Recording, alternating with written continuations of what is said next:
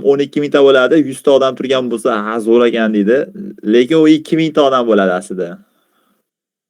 Sizlarning kanali ko'p odamlarga bor, ishonmanglar, u bo'lsa 3 mingta, 4 mingta odam bor xolos uni. Qolgan hammasi nakurtka.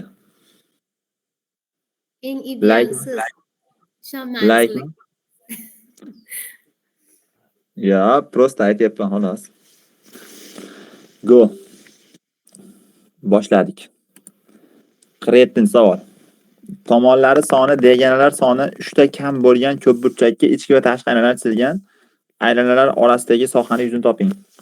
Tomonlari soni deganalar soni 3 ta kam bo'lgan muntazam ko'pburchakka deb so'z qo'shib ketish kerak shu yerda. Xo'p, tomonlar soni n bo'ladi. Deganalar sonidan 3 ta kam. Deganalar soni n kara n minus 3 taqsim 2 bo'ladi. Shundan 3 ta kam.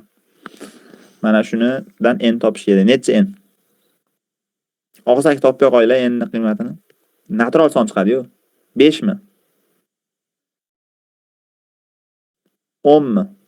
6 mi? 6 qo'ysalaring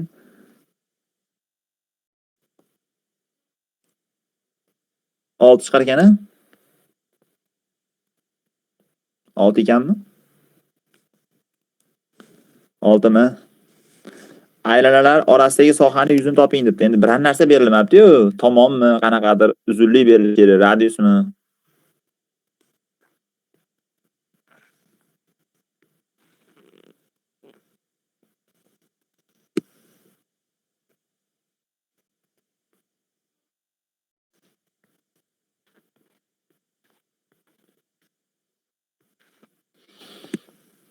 Yana bitta aylana berilibdi.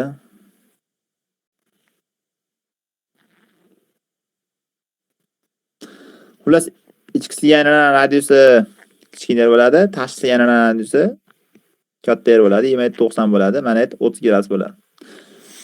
Xo'p, bizdan nima so'rayapti? Pi katta yer bilan kichkina yerda kichkina aylana bilan katta aylanani orasidagi yuzani so'rayapti. Shuni so'rayapti. Demak, pi katta yer kvadrat minus kichkina yerda kvadrat. Shuni endi tomon orqalimi, nima orqalidir ifodalab qo'yish kerak bir-biriga. Misol uchun hozir bu yerda munosabat bor. Mana bu tomonda yarmi bo'ladi.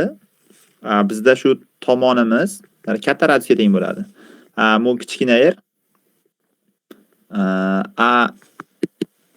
a taqsim 2 ilzosti 3 bo'ladi. Mana munosabatlar. Shu yerdan olib kelib qo'yasizlar. Yo masalan katta yerga keltirasizlarmi? A'ni endi hisoblab qo'yasizlar. Bir-biriga munosabat. Yo a ga keltirib qo'yasizlarmi? Masalan, a li chiqsin desa, katta yerda ham kichkina yerda ham olib kelib qo'yamiz yoki katta yerli chiqsin desa, olib kelib qo'yamiz. Yoki tomonimiz nimadir berilgan bo'ladi. Ha, o'sha aytmoqchi edim. Berilgan edi, yozish esidan chiqib qoldi. Radius berilganda adashmasam 600 osti 3 edi. Katta radius 600 osti 3 edi.